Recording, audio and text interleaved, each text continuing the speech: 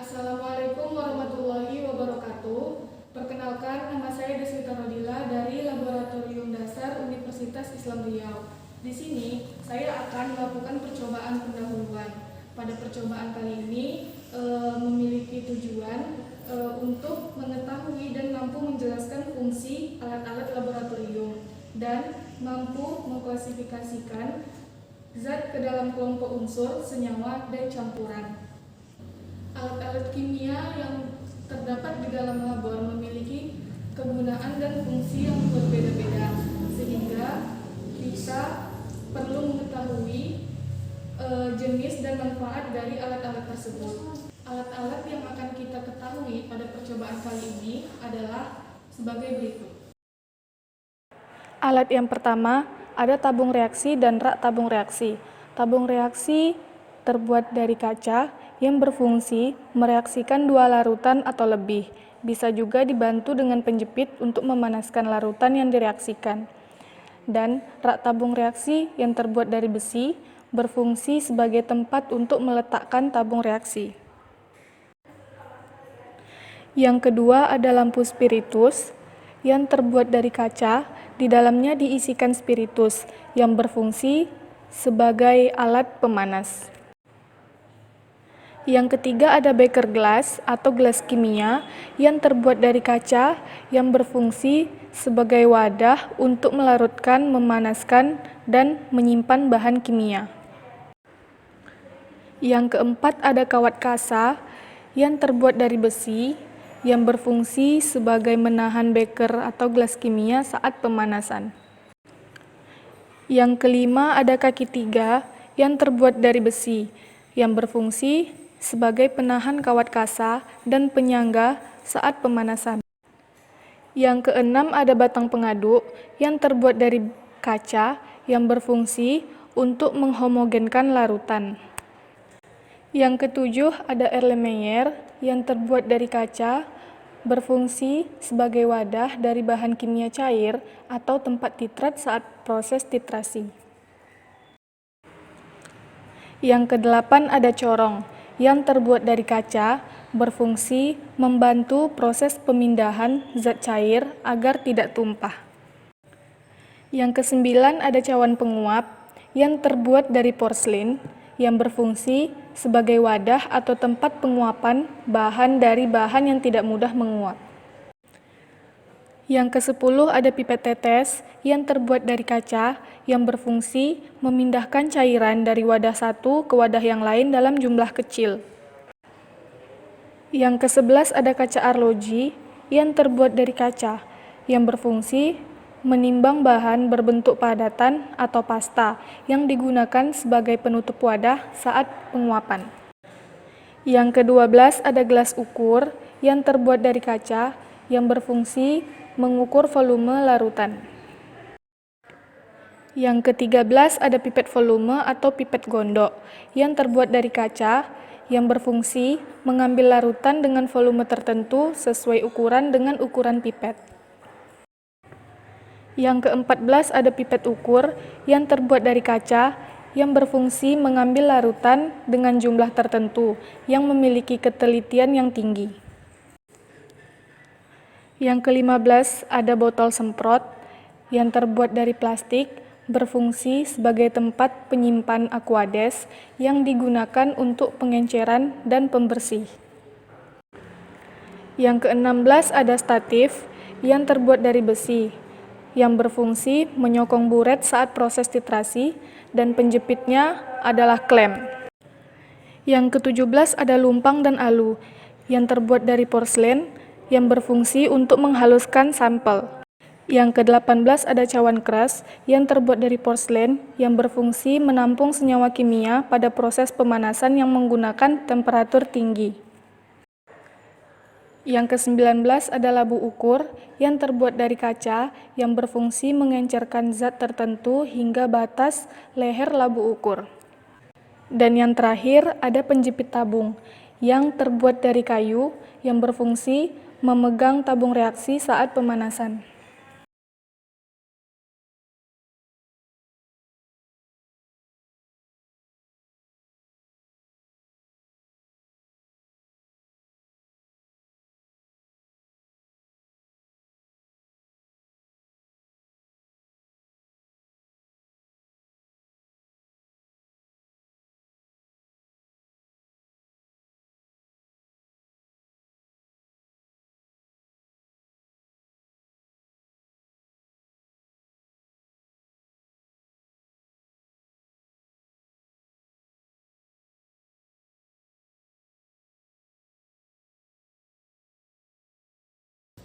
Selanjutnya kita masuk pada tujuan percobaan yang kedua, yaitu mengklasifikasi zat ke dalam kelompok unsur, senyawa, dan campuran. Alat dan bahan yang digunakan adalah kaca arloji, gelas ukur, gelas kimia, spatula.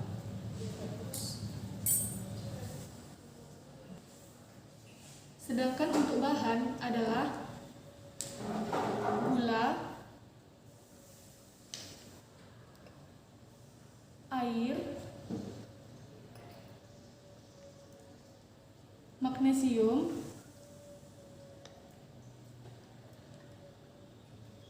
alkohol, Fe atau besi,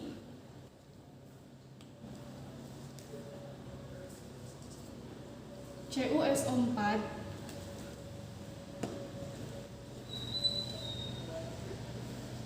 dan NaCl. Untuk prosedur percobaan, yang pertama adalah ambil sedikit dari beberapa bahan,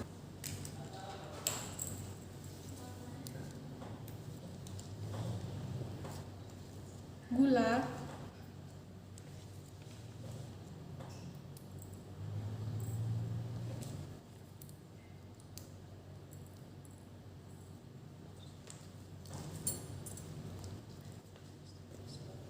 magnesium,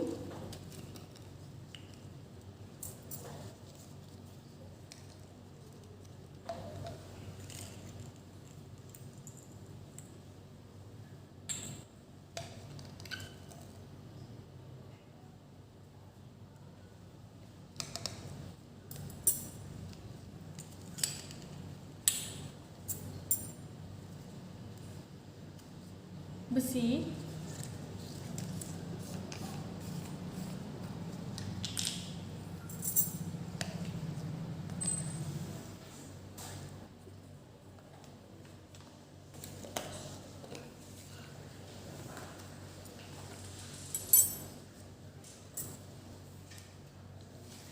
NaCl,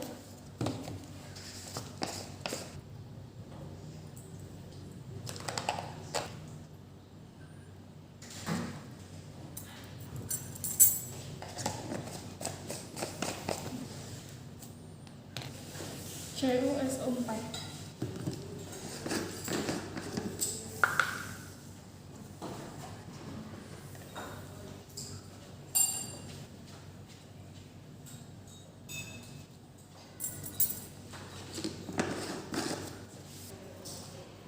Air,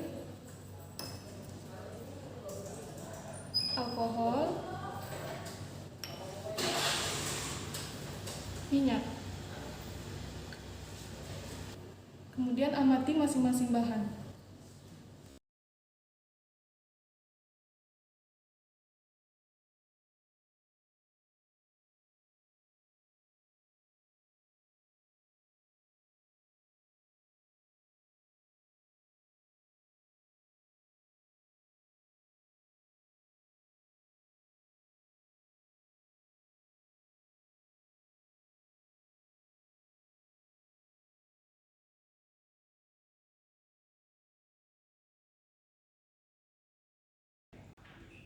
Selanjutnya, masukkan air ke dalam beker gelas sebanyak 20 ml.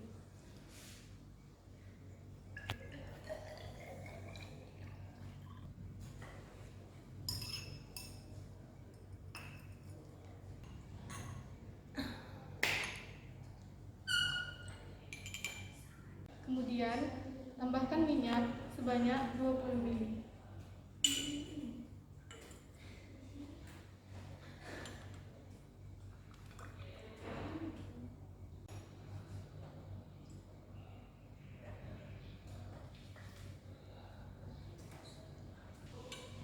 Lalu kita campurkan minyak ke dalam air tersebut. Kemudian kita aduk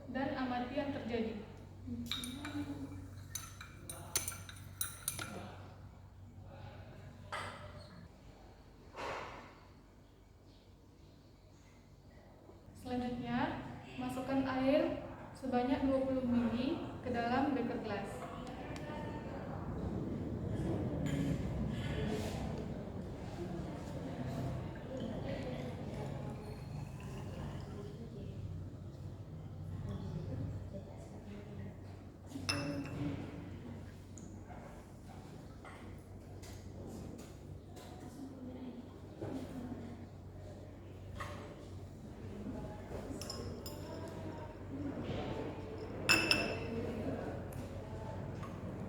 Lalu masukkan ke dalam beker gelas. Kemudian kita tambahkan gula sebanyak 1 sendok spatula. Lalu diaduk dan amati yang terjadi.